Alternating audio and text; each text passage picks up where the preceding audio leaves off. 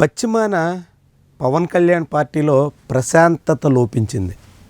మిత్రపక్షం కారణంగా జనసేన శ్రేణులు తీవ్ర నైరాశ్యంలో మునిగిపోతున్నారు.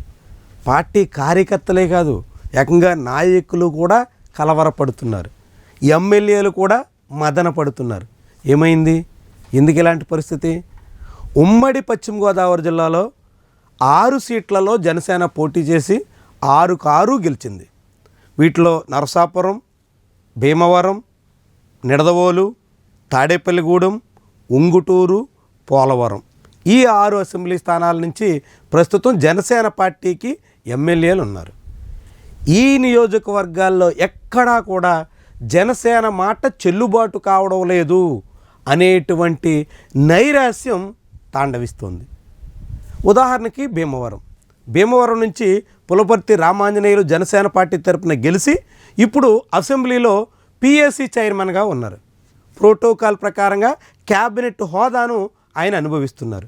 కానీ నియోజకవర్గం వరకు వచ్చేసరికి ఆ క్యాబినెట్ హోదా ర్యాంకులో ఉన్నటువంటి నాయకుడి మాట కన్నా తెలుగుదేశం పార్టీ నాయకులు శ్రేణుల మాటే చెల్లుబాటు అవుతోంది అంటూ జనసేన కార్యకర్తలు గగ్గోలు పెడుతున్నారు. వాస్తవానికి పులపర్తి అంజిబాబు కూడా గతంలో తెలుగుదేశం పార్టీ నాయకుడే. తెలుగుదేశం పార్టీ తరపున ఎమ్మెల్యేగా కూడా ఆయన పనిచేశారు. ఆ తర్వాత ఆయన ఎన్నికల ముందు జనసేన పార్టీ కండువా కప్పుకుని టికెట్ తెచ్చుకుని నేరుగా అసెంబ్లీలో పిఎస్సి చైర్మన్ వరకు ఎదిగిపోయారు.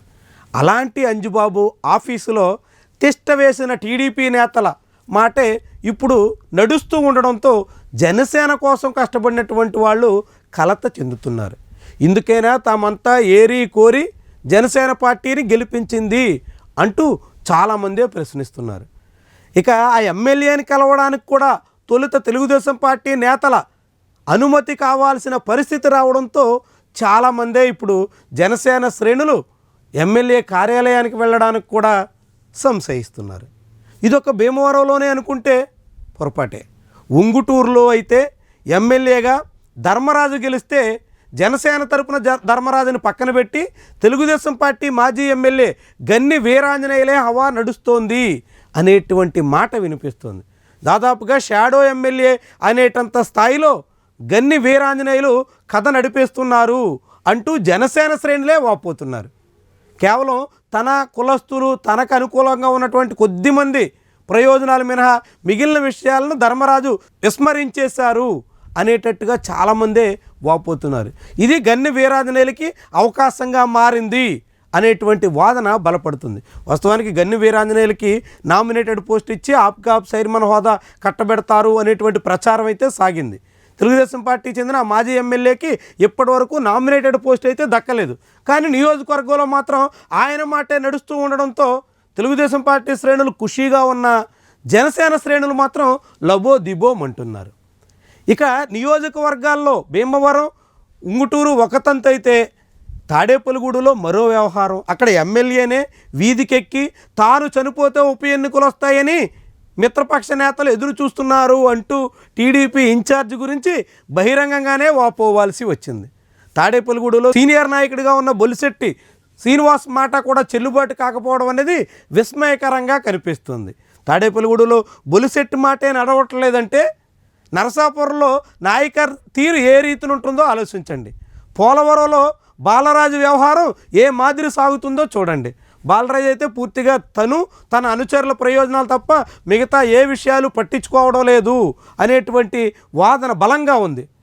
ఈ నేపథ్యంలో తెలుగుదేశం పార్టీ నేతలదే మొత్తం పోలవరం నియోజకవర్గంలో కథ నడుస్తోంది అనేటువంటి అభిప్రాయం బలంగా ఉంది. ఈ తరుణంలో ఎక్కడా కూడా తెలుగుదేశం పార్టీ నేతలదే తప్ప జనసేన మాట నడవకపోవడంతో జనసేన కార్యకర్తలంతా తీవ్రమైనటువంటి మనోవేదనతో ఉన్నారు.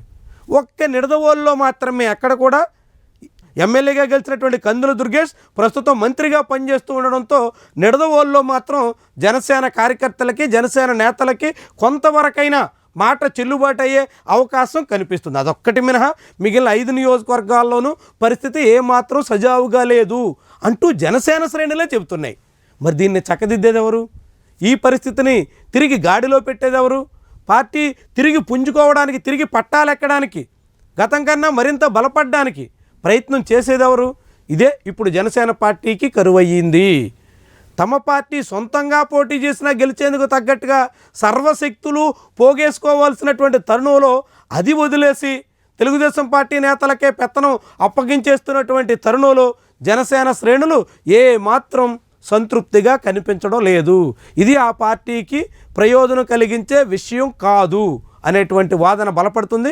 మరి దీని మీద పవన్ కళ్యాణ్ దృష్టి పెడతారా? చంద్రబాబు నాయుడు ఏమన్నా సహకరిస్తారా?